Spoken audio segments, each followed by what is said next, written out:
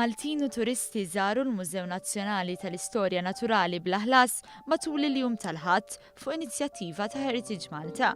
Il-Mużew Nazzjonali Tal-Istorja Naturali jinsab f'palazz tas-seklu 18 mibni mill-Gran Mastru Antonio Manuel de Villena. Iżda fil-bidu tas-seklu 20 dan il-bini ġie mibdul fi sptar sakemm wara xogħol estensiv ta' restawr f'Ġunju tal-1973 dan il-bini nbidel fil-Mużew Nazzjonali Tal-Istorja Naturali.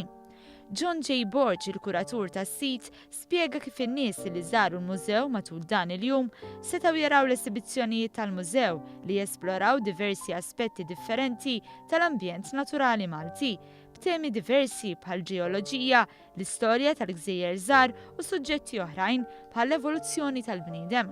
Fil-Mużew tal-Istorja Naturali, ovvjament, il-kelma qiegħda magħha l-istorja naturali hawnhekk wieħed isib affarijiet maħluqin min-natura.